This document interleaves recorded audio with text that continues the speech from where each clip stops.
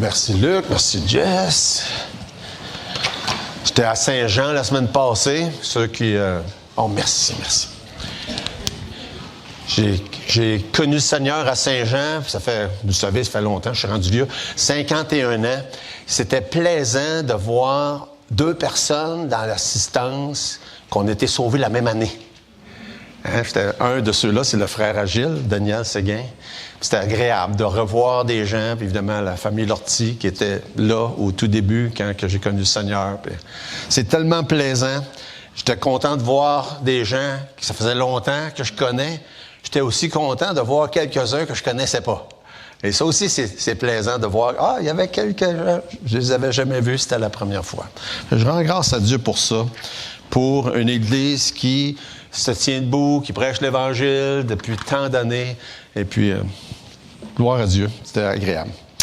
Vous pouvez tourner dans vos Bibles, dans Luc, au chapitre 17. Luc, au chapitre 17. On va lire les 4 premiers versets de Luc, chapitre 17.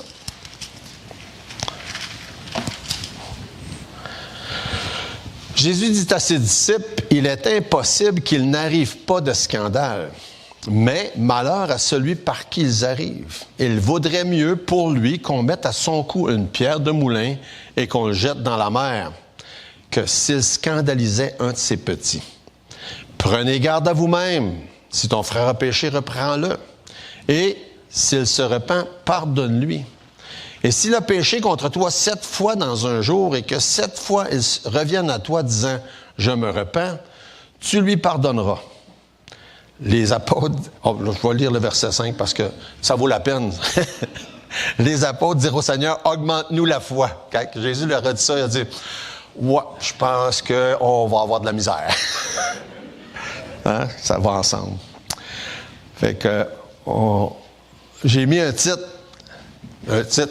Scandale, repentance et pardon. Tout un titre à matin.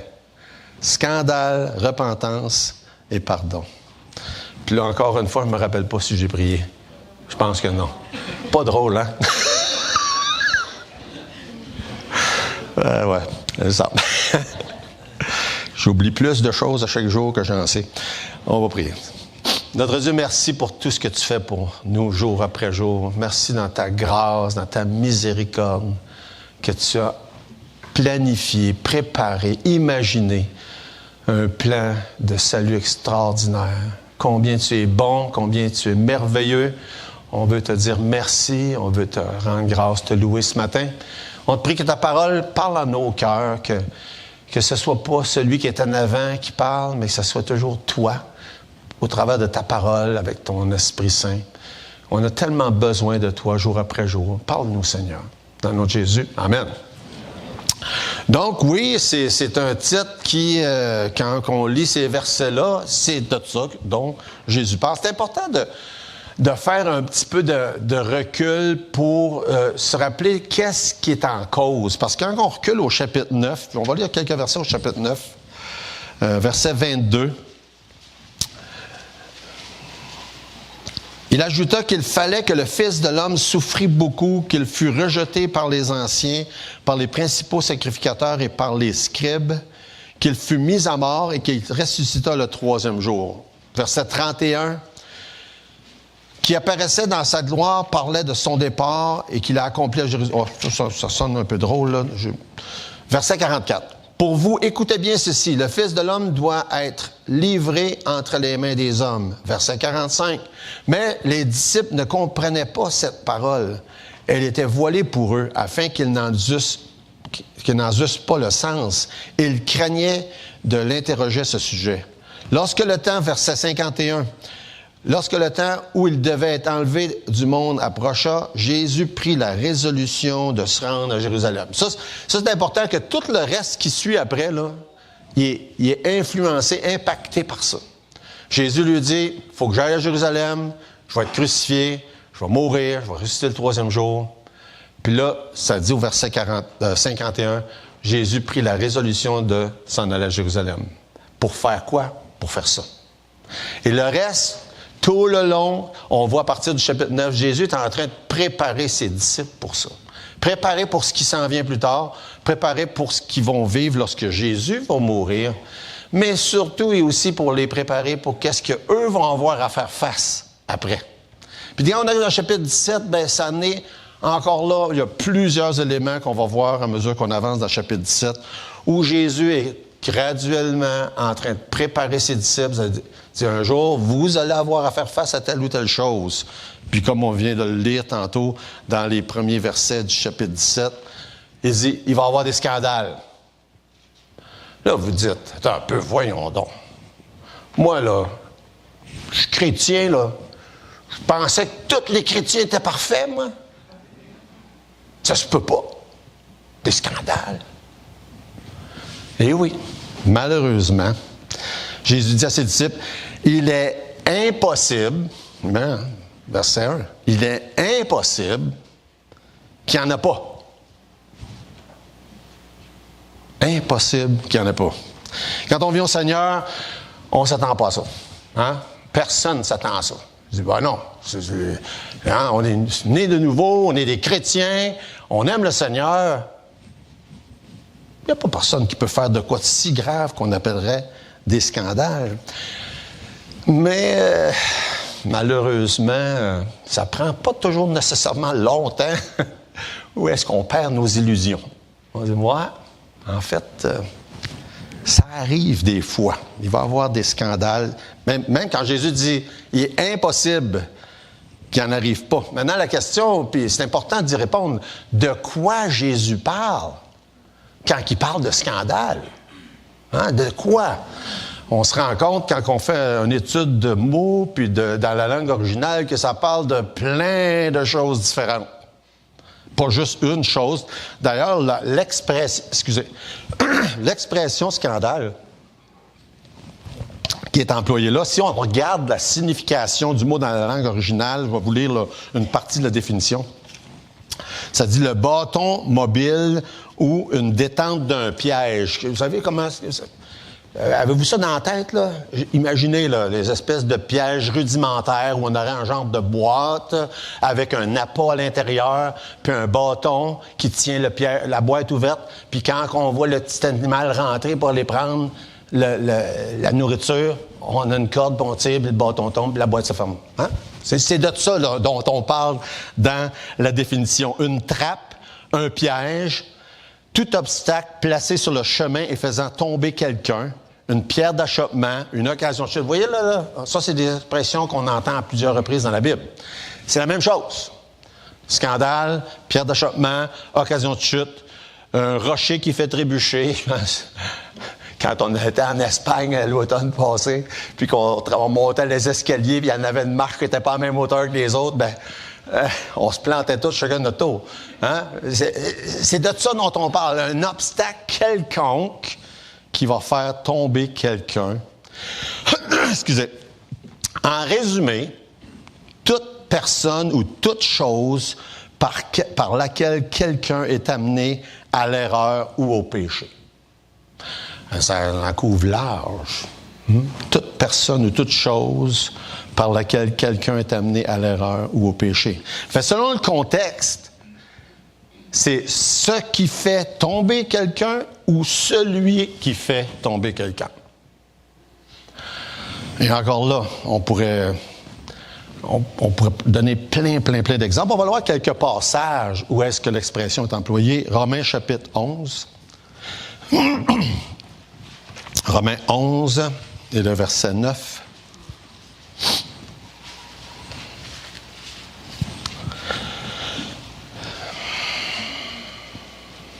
Romains 11, 9, que leur table soit pour eux un piège, un filet, une occasion de chute et une rétribution. Même expression, occasion de chute, même mot que scandale dans Luc 17.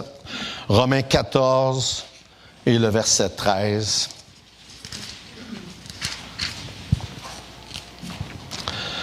Ne nous jugeons donc plus les uns les autres, mais pensez plutôt à ne rien faire qui soit pour votre frère une pierre d'achoppement, une occasion de chute, la même chose. Romains 16, verset 17. Je vous exhorte, frères, à prendre garde à ceux qui causent des divisions ou des scandales au préjudice de l'enseignement que vous avez reçu. Éloignez-vous d'eux. Là, vous voyez, il parle de quelque chose un peu plus différent. Là. Il ne parle pas nécessairement d'une occasion pour faire pécher quelqu'un qui serait un problème, je ne sais pas de quel domaine, moralité ou quelconque comme ça. Mais là, il dit, au point de vue de l'enseignement aussi.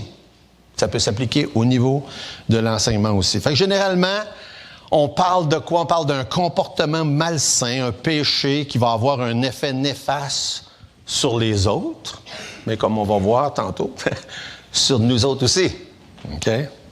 Ça peut être grave comme l'immoralité, la malhonnêteté. Ça peut être une divergence d'opinion sur un passage de la Bible. Imaginez-vous, dans Romains 14, on parle de ça. Donc, on parle de beaucoup de choses. Aussi, quelqu'un qui oppose à l'enseignement doctrinal biblique et qui cause des problèmes ou des divisions, comme on vient juste de le lire. Puis, qu'est-ce que Jésus dit? Il va y en avoir. C'est impossible qu'il n'y en ait pas dans l'Église. Et le problème, c'est que ça a toujours un mauvais impact d'une manière ou d'une autre. Dans Romains 14 encore, au verset 1, ça dit ceci, ça dit « Accueillez celui qui est faible dans la foi et ne discutez pas les opinions. » Et ceux qui sont appelés les faibles ici dans Romains chapitre 14, c'est souvent ceux qui sont les plus affectés par les scandales. Mais on se rend compte dans Romains 14 que souvent, ce sont eux qui pensent qu'ils sont forts, les faibles. Fait que c'est pas toujours évident non plus dans ce sens-là. Les gens qui sont faibles dans la foi sont ceux qui vont être les plus affectés par les scandales des autres et qui vont, des fois, on entend cette phrase-là, peut-être vous l'avez déjà entendue. Ça se peut pas qu'un chrétien fasse ça. Avez-vous déjà entendu ça? Moi, je l'ai déjà entendu. C'est possible. Ah, Jésus dit, malheureusement, c'est possible. C'est pas idéal, on s'entend, là. Mais c'est possible. Fait que dans Luc 17, Jésus dit, il va avoir des scandales. Ça me fait penser, puis je l'ai déjà mentionné, j'écoutais un ancien politicien qui faisait des lignes ouvertes quand j'étais dans ma voiture, Jean Cournoyer, puis je trouvais donc qu'il y avait du bon sens. Vous savez, quelqu'un qui n'est pas chrétien nécessairement, mais il y a du bon sens, il y a de la logique dans ce qu'il dit.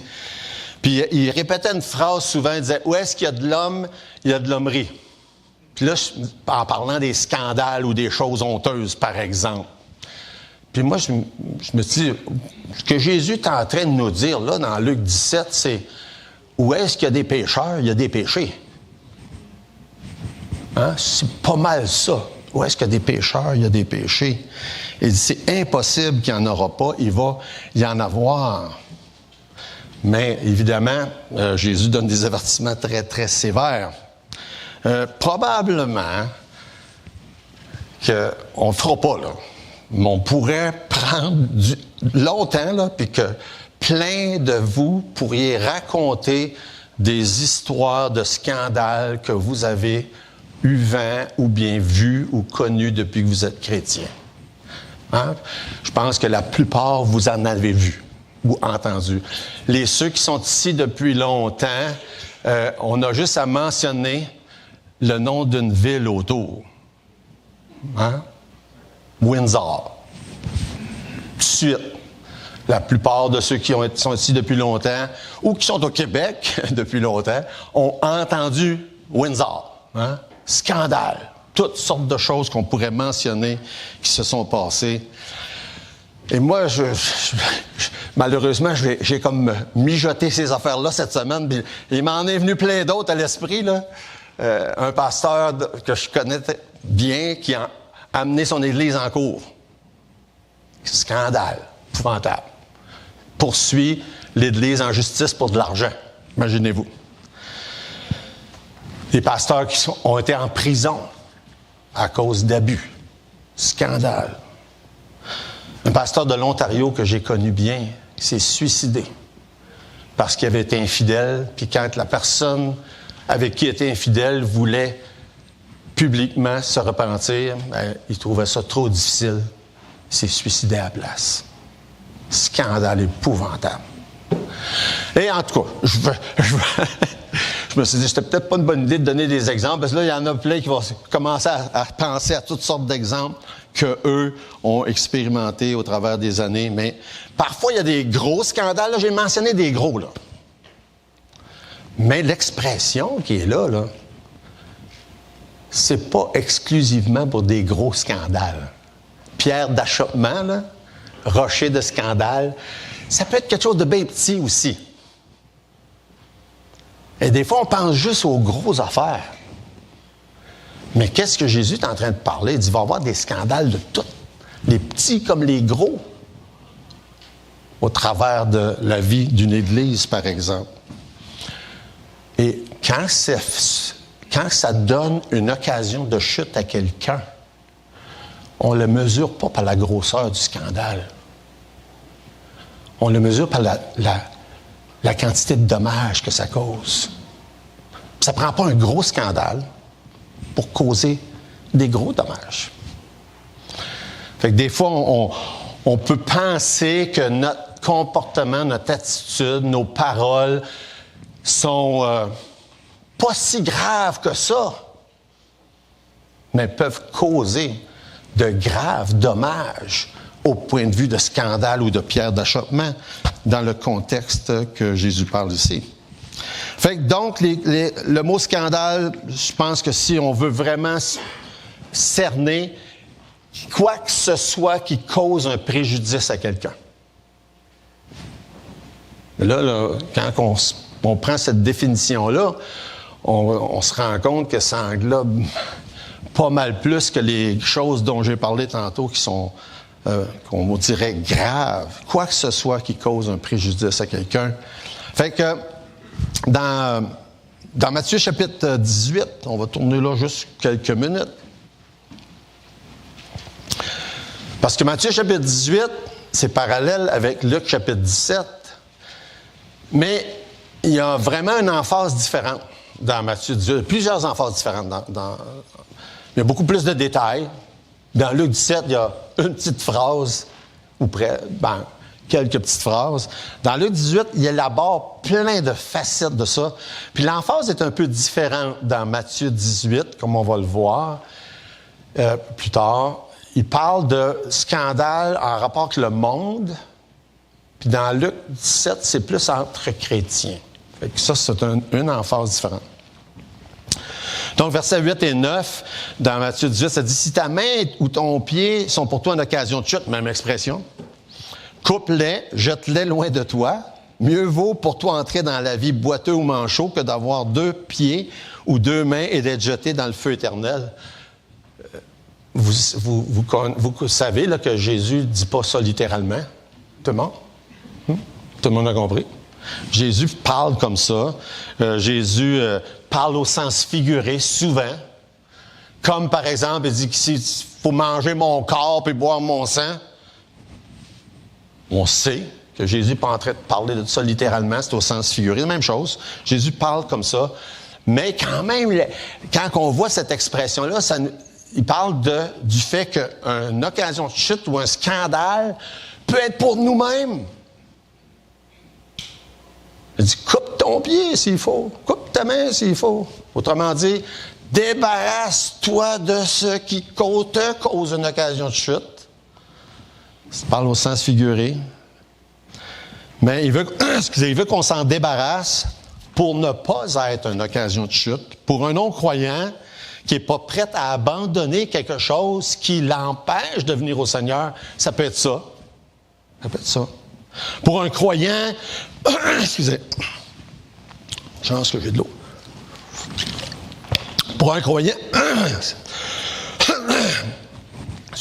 à tous les matins, je suis comme ça. Je ne suis pas toujours comme ça le dimanche matin devant l'église, mais pour un croyant qui est pris par un péché qui l'empêche de grandir, c'est la même chose. Pour un croyant qui est une occasion de chute pour quelqu'un d'autre, c'est la même chose. Débarrasse-toi de ce qui peut causer à quelqu'un un préjudice. Il faut se débarrasser de ce qui est une occasion de chute parce que les conséquences peuvent être dévastatrices pour soi-même ou pour les autres. Puis Jésus ne mâche pas ses mots. Si vous êtes, on peut retourner dans Luc. Dans Luc 17, Jésus ne mange pas ses mots. Verset 2. Il vaudrait mieux pour lui qu'on mette à son cou une pierre de moulin et qu'on le jette dans la mer que s'il scandalisait l'un de ses petits. Là aussi, on comprend que Jésus ne parle pas littéralement. Hein? Est-ce qu'on va prendre quelqu'un, puis on va lui mettre une pierre de moulin au cou, puis on va le jeter dans l'eau s'il a scandalisé quelqu'un? Ben non. Ben non, mais on voit là, encore là, Jésus prend des expressions pour mettre beaucoup, beaucoup d'emphase sur la gravité, sur les conséquences de scandaliser quelqu'un. Et dans ce cas-là, verset 2, il dit « l'un de ses petits ». Et on pourrait penser qu'il s'adresse seulement en rapport avec des enfants, mais dans le contexte, c'est clair qu'il ne parle pas juste des enfants.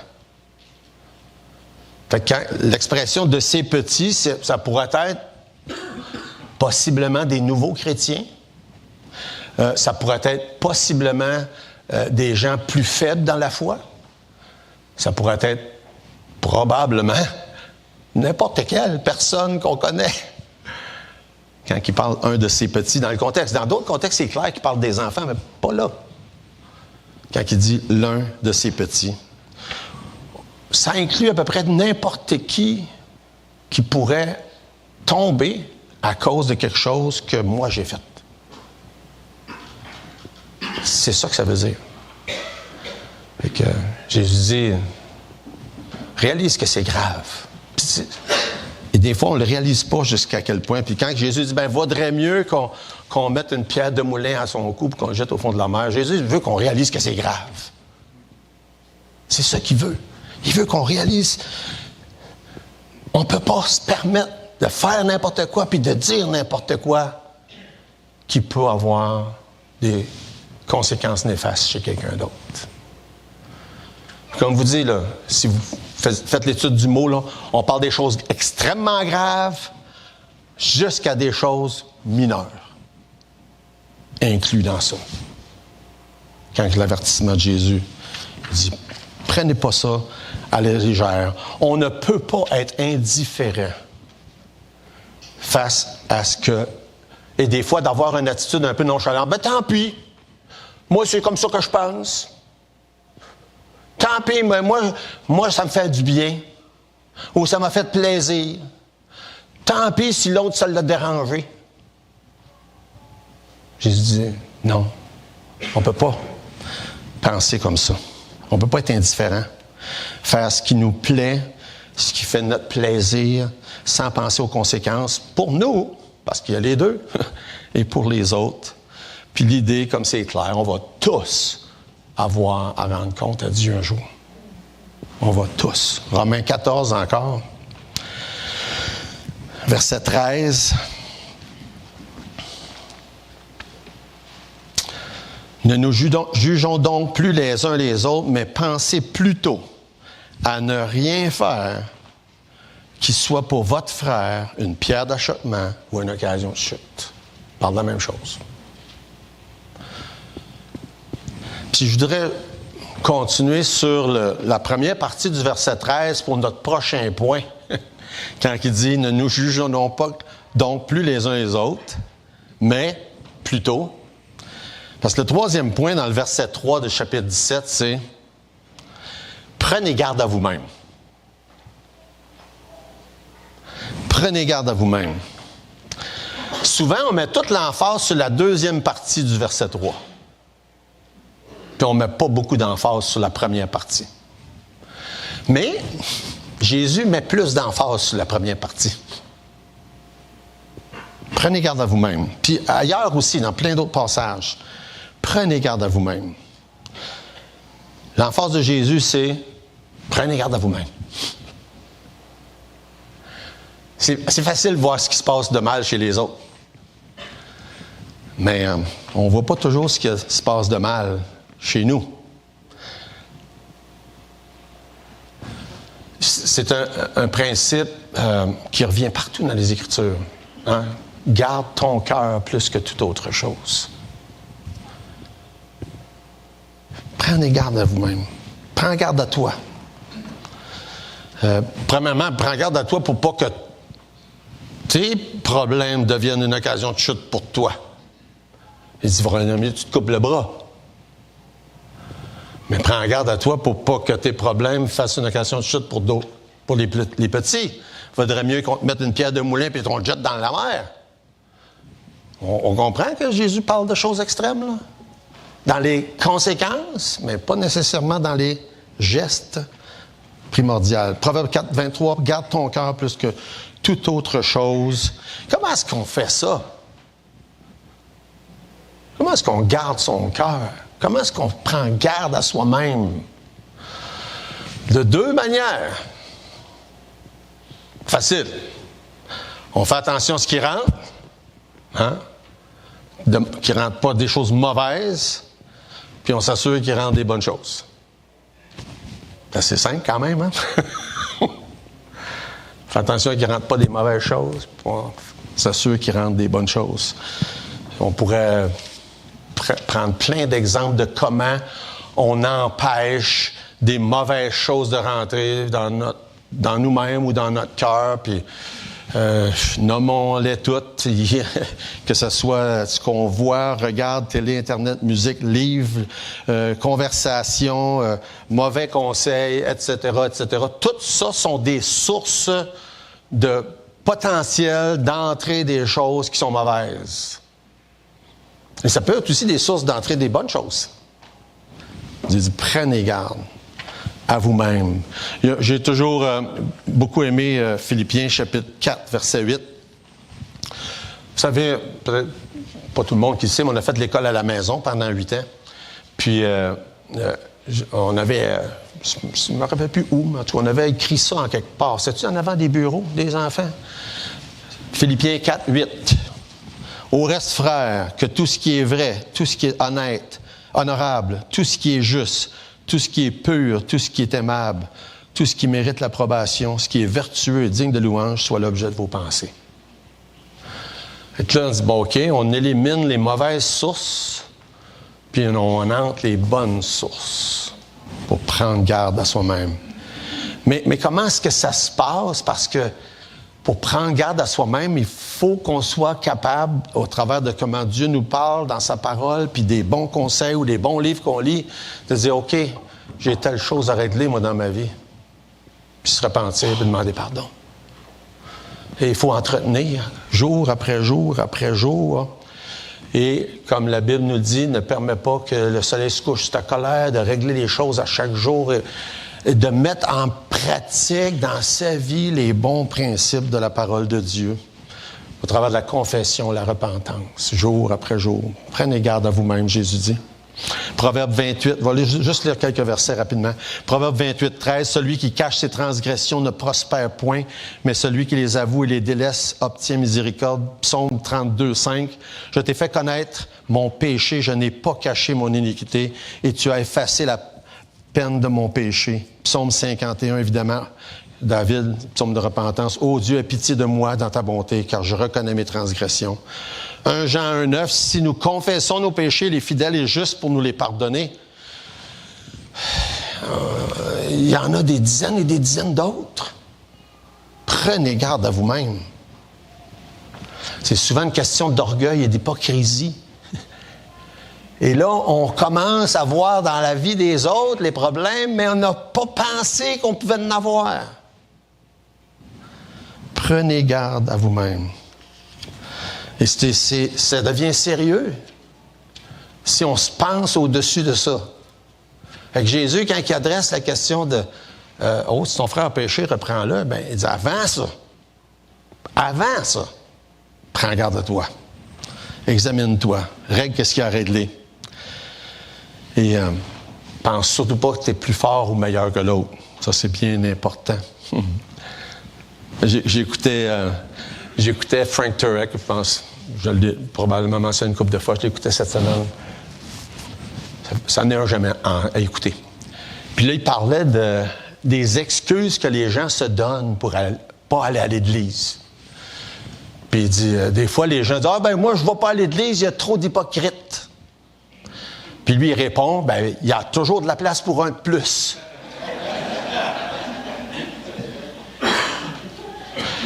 Puis je l'écoutais, puis je me disais, « Ouais, c'est pas quelque chose qu'on a tendance à dire ou même à penser. » Mais il a cité 1 Timothée 1,15.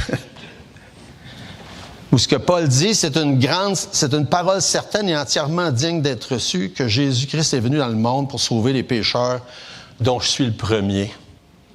Puis quand Paul parle de lui dans Romains, puis qu'il se décrit, est-ce qu'il se décrit comme étant bon, puis sans péché? Puis... Non. Il a une bonne opinion de lui-même, Paul. Pas l'estime de soi dont on en parle, qu'on entend là. Il a une bonne opinion honnête de lui-même, où il se voit pas bon, pourri, plein de péchés.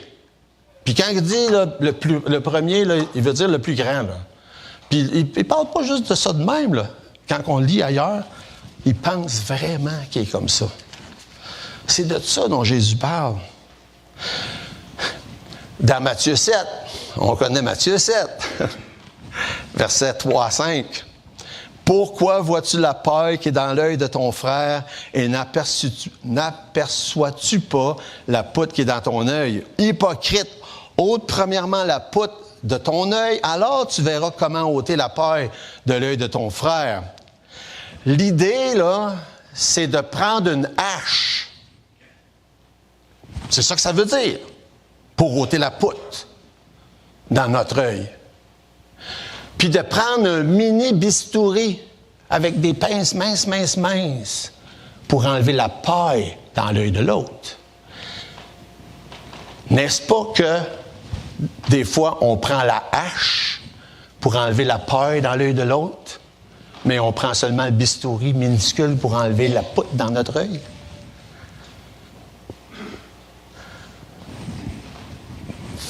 Faut réaliser que c'est de ça dont Jésus parle, quand il dit, « Prends garde à toi.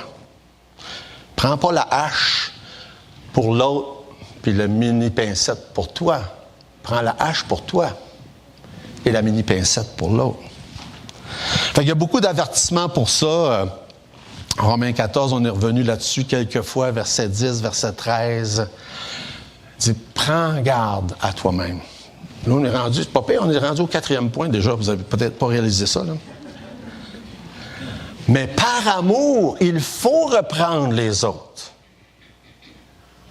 Et c'est là. La deuxième partie est là. Mais vous remarquez un petit bout de phrase dans le verset. On comprend que c'est pas ça l'emphase. Verset 3, « Si ton frère a péché, reprends-le. » C'est tout ce qu'il dit. Comme je disais tantôt, dans Matthieu, il y a plus d'emphase, plus de détails. Dans Luc, c'est pas ça l'emphase. Prends garde à toi. Si ton frère a péché, reprends-le avec amour, pas avec la hache. Avec un instrument qu'on enlèverait une paille. Il est primordial de prendre garde à soi-même avant, clairement, dans le texte. Mais avec amour, on doit, à l'occasion, quand c'est nécessaire, après avoir bien pris soin de faire un examen de conscience, voir, OK, y a-t-il quelque chose que j'ai à régler, moi, dans ma vie avec le Seigneur? Avant, comme Jésus dit. Ensuite, d'aller voir. Puis Matthieu 18 donne plus de détails, mais là, on n'ira pas dans Matthieu 18 à matin, mais d'aller voir une personne seule, d'aller voir être témoin si c'est nécessaire. Ensuite, dans les cas où une personne continue dans l'Église, puis pêche, puis dis-le à l'Assemblée quand c'est nécessaire. Et dans certains cas, puis c'est pas ça le but, mais ça arrive qu'une personne doit être exclue de l'Église. Maintenant, lorsqu'une personne a péché puis c'est exclu, c'est exclu. Mais dans certains cas, on doit procéder à l'exclusion telle que c'est mentionné dans Matthieu chapitre 18. Mais encore, l'emphase dans Luc 17, Jésus, c'est si ton frère a péché, Reprends-le. Puis ensuite, il dit, ben, s'il se repent, pardonne-lui. Ça, c'est le fun dans ce temps-là. Hein? On est tous contents de voir quand quelqu'un se repent comme ça. Mais on sait que c'est pas toujours comme ça. Pas toujours comme ça. Mais malheureusement, même si c'est pas toujours comme ça, le but, c'est ça. Faut pas penser que le but, c'est tout de suite de dire, ah ben, t'as péché, toi, va-t'en. Non, le but, c'est qu'il y ait la repentance. Puis tout de suite, Jésus dit, pardonne. Pardonne. Tout ce qui est dit dans la Bible, dans le sens de reprendre quelqu'un, c'est toujours dans le sens de rétablir quelqu'un. Tout le temps, tout le temps, tout le temps. Évidemment, c'est pas toujours, on ne réussit pas toujours à faire ça. Mais le but est toujours la réconciliation. Et Jésus termine avec une exhortation sur le pardon. La fin du verset 3 et le verset 4. Et là, je m'étais dit, ah ben là, ça va être mon dernier point. Mais après ça, je me suis dit, non. Il y a beaucoup trop de stock dans ça pour faire de ça un dernier point en fin de message. Ça fait que Dieu voulant, parce que la semaine prochaine, je prêche juste l'après-midi, c'est un autre thème. Dimanche, le 22 au matin, on va regarder le pardon. Et moi, je suis convaincu qu'il y a beaucoup de chrétiens sauvés, nés de nouveau, qui aiment le Seigneur, qui comprennent mal le pardon. Comprennent mal le pardon du Seigneur, comprennent mal comment ça s'applique dans nos vies, ça, le pardon. Puis je me suis dit, non, faut qu'on passe tout le temps au complet sur ce sujet-là. C'est tellement, tellement important de qu'est-ce que ça veut dire le pardon, mais comment on rétablit quelqu'un quand il y a un pardon, puis comment est-ce que quand quelqu'un nous offense, qu'on est capable de pardonner puis d'avoir une vraie belle communion après ça, sans qu'il n'y ait jamais rien entre nous deux, puis de ne pas jamais garder de rancune. Hein, j'ai employé le mot « jamais », là, puis c'est loin d'être si facile à faire qu'à dire, hein, vous le savez. Mais c'est ce que Dieu nous demande. Lui, quand il nous a pardonné, est-ce qu'il nous ramène des choses sur le nez à chaque fois qu'on les fait? Absolument pas. Puis il dit, comme je vous ai pardonné, pardonnez. En tout cas, là, vous commencez à vous prêcher ce que je vous ai dit qu'on va regarder dans 2 semaines. En conclusion, Jésus dit, il va avoir des scandales. C'est impossible qu'il n'aille pas. Puis c'est sérieux. Puis arrange-toi pas que ça soit toi la cause. C'est ça qu'il dit. Arrange-toi pas que ça soit toi la cause. Si c'est toi la cause, il vaudrait mieux qu'on te mette une meule de moulin au cou et qu'on te jette dans le fond de la mer. On va tous avoir des comptes à rendre à Dieu. Mais, premièrement, prends garde à toi. Prends garde à toi. Laisse pas n'importe quoi rentrer qui va venir affecter, influencer ton raisonnement et ta conduite. Toute cette semaine, je pensais... Bon, prendre une gorgée d'eau. Je pensais à un de mes amis qui était pasteur. Puis il a commis l'adultère. Puis il a quitté le ministère. Mais il s'est repenti. Sa femme lui a pardonné. Et ça fait plus de 30 ans qu'ils sont encore ensemble. Je pensais à lui cette semaine.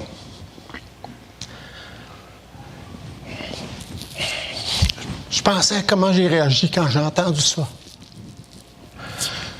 Sur le coup, là, j'étais comme... J'avais le goût de le juger. J'étais choqué parce qu'en plus, c'était un bon ami, puis non seulement il quittait le ministère, il quittait le Québec. Mais après ça, je me suis dit, c'est arrivé à lui, ça pourrait m'arriver à moi. Je suis pas mieux que lui.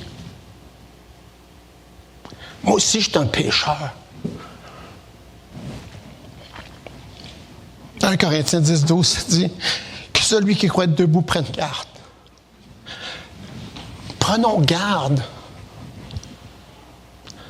en s'examinant soi-même, mais jamais en se pensant qu'on est mieux que l'autre. Puis là, je ne prierai pas parce que je vais broyer. Fait que là, tu prieras. Que Dieu vous bénisse.